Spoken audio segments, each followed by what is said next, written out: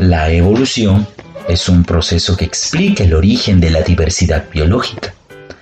Actualmente es posible hablar de evolución gracias a estudios en paleontología, bioquímica, biogeografía y biología molecular. Sin embargo, las ideas de inmutabilidad en los seres vivos eran predominantes en épocas antiguas. Pero cuando surgió el método experimental, se tiene una nueva visión con respecto al origen de los seres vivos, la cual se denomina transformismo.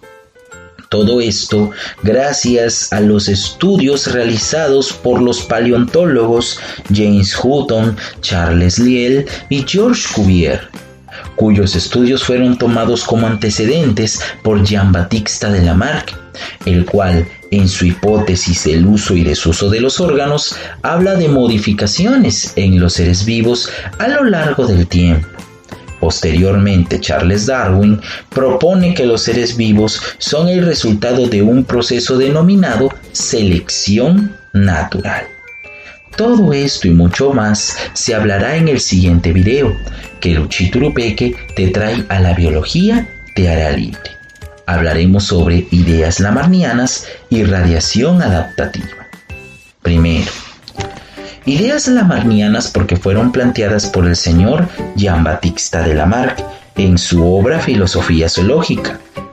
Explica o expone sobre la hipótesis de la transformación gradual de las especies a lo largo del tiempo, y en sí se considera como la primera teoría de la evolución.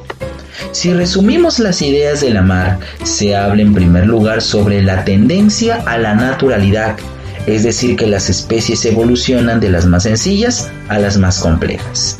Segundo, la función crea el órgano. Los cambios en el medio ambiente provocan necesidades en los seres vivos. Esas nuevas necesidades tienen que ser cubiertas para lograr una adaptación. Esto se va a lograr mediante el uso o desuso de sus partes, es decir, que si utiliza ciertos órganos, estos desarrollan, y los órganos que no utiliza se van a atrofiar. Consecuencia genera un cambio, el cual es transmitido a la descendencia. Se habla de la herencia de los caracteres adquiridos. Las modificaciones adquiridas por los organismos durante el proceso evolutivo se transmiten a los descendientes. Para entender mejor, se habla de un estudio de casos, como el cuello de las jirafas. Primer caso. Las jirafas, los ancestros de las jirafas en sí, vivían alimentándose de las ramas de los árboles, de las hojas que habían aquí. Sin embargo, en épocas de sequía, estas hojas escaseaban. Solamente disponían de las ramas más altas. Por lo tanto, la necesidad de alimentarse hizo que utilizaran su cuello estirándolo con tal de alcanzar las ramas más altas. Las jirafas estiran su cuello para alcanzar las hojas de los árboles. La necesidad de alimentarse hizo que utilizaran su órgano, en este caso el cuello. Consecuencia de ello, se produce el alargamiento de su cuello. Esta nueva característica se transmite a la descendencia. Para seguir con el estudio de casos, tenemos como ejemplo la trompa de los elefantes. Los elefantes ancestrales, ellos tenían la trompa corta, y para alimentarse o poder beber se les complicaba en épocas de sequía, sobre todo para poder tomar un baño, ya que los niveles del agua eran muy bajos y para bañar el enorme cuerpo del elefante no era suficiente. Vista la necesidad de querer beber y refrescarse, ellos desarrollaron en sus siguientes generaciones una trompa muy larga para poder beber y a la vez refrescar su cuerpo. La necesidad de beber y refrescarse hizo que desarrollaran su órgano, la trompa. Otro caso es el ojo de las iguanas. Las iguanas ancestrales eran muy lentas y torpes para cazar.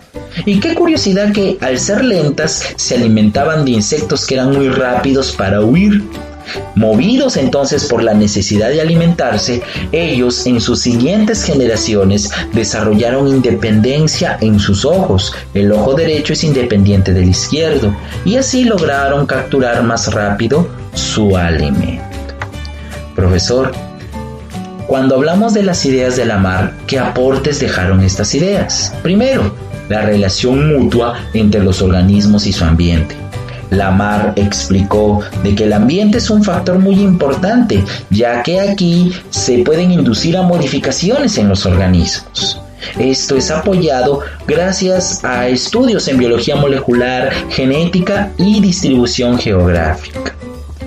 Ahora, tener en cuenta que Lamarck fue el primero que le da un aspecto científico a la evolución, ya que planteó un esquema evolutivo en forma sistematizada.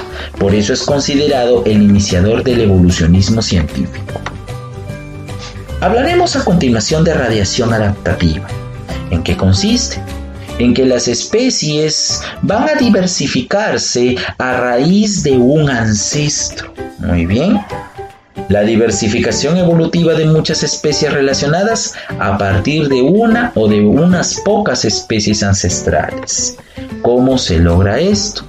Esto puede ser si la especie ancestral aparece en un momento y en lugares oportunos para explotar las numerosas oportunidades ecológicas, o por algún posible cambio importante que incremente la tasa de extinción.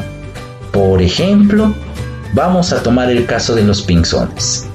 Los pinzones son aves que por su capacidad de volar pueden llegar a un nuevo ecosistema, por ejemplo, una isla. Estos pinzones primero se alimentan de semillas, sin embargo al llegar a la isla se dan cuenta de que las semillas no son un alimento tan común.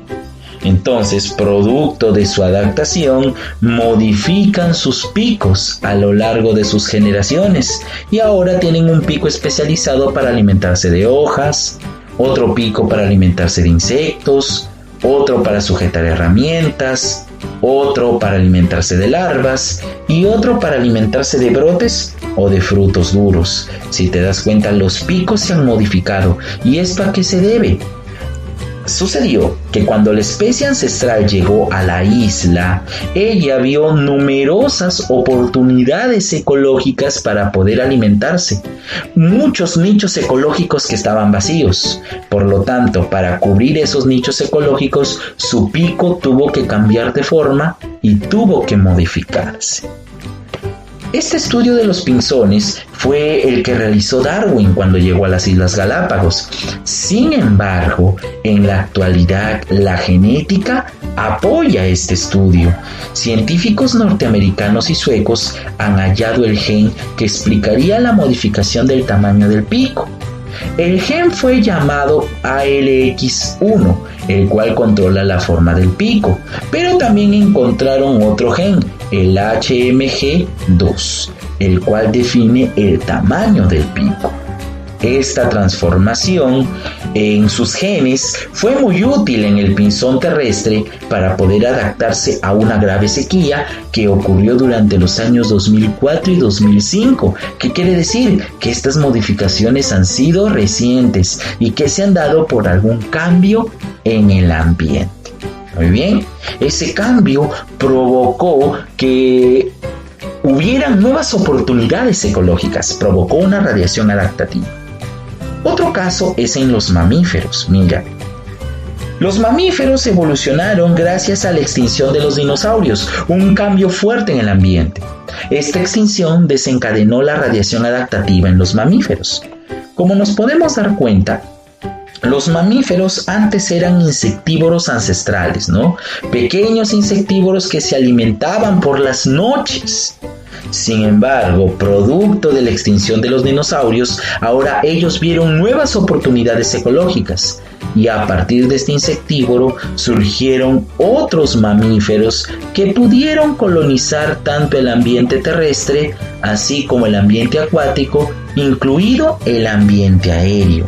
A partir de este insectívoro surgen los cánidos, los primates, ardillas voladoras, mustélidos, quirópteros, entre otras especies de mamíferos. Como nos podemos dar cuenta, la radiación adaptativa provoca cambios en los seres vivos para lograr una mejor adaptación al entorno. Y esto fue todo con respecto a la evolución. Luchito Urupeque se despide de la biología Terra Libre. Hasta la próxima.